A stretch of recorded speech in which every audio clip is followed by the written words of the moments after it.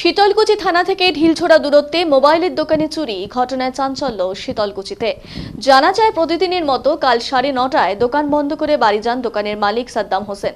আজ সকালবেলায় পাশের এক দোকানদার ফোন করে জানান তার দোকানে চুরি হয়েছে। সেই কথা মতো বাড়ি থেকে দোকানে এসে দোকানের শাটার খুলে দেখেন দোকানে থাকা বিভিন্ন জিনিসপত্র এলোমেলো পড়ে রয়েছে ও মোবাইলের রাখা লকার ভাঙা অবস্থায়। মোবাইল রাখা লকারের ওপরেই একটি দেয়াল ভাঙা অবস্থায় রয়েছে। দোকানদার মনে করছেন, গভীর রাতে দোকানের দেয়াল কেটে চোর বা দুষ্কৃতীরা দোকানের ভেতর প্রবেশ করে এবং দোকানে থাকা বিভিন্ন কোম্পানির মোবাইল নিয়ে পরবর্তীতে সেই দেয়াল কাটা দিক দিয়ে বেরিয়ে যায়, এটাই অনুমান করছেন। কিন্তু দোকানের পেছনে রয়েছে বিএসএনএল অফিস। অফিসের ভেতরে কি করে ঢুকলো? ভেতরে ঢুকে পেছন দিক দিয়ে লোহার একটি মই জুড়িয়ে দেয়াল কেটে ভেতরে প্রবেশ করেন এবং দোকানে থাকা সমস্ত মোবাইলগুলো চুরি করা হয়।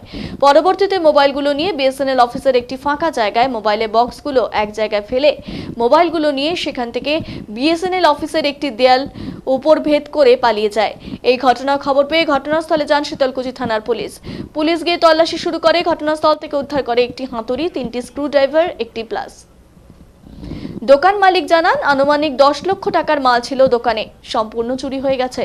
দোকানে লাগানো ছিল সিসিটিভি, তার মেন হার্ড ডিস্ক সেটাও নিয়ে পালিয়ে গেছে। তবে মোবাইল থাকা ওয়াইফাই এর মাধ্যমে চোরকে ধরা নিশ্চিত করা যাবে বলে তিনি নিয়েছেন।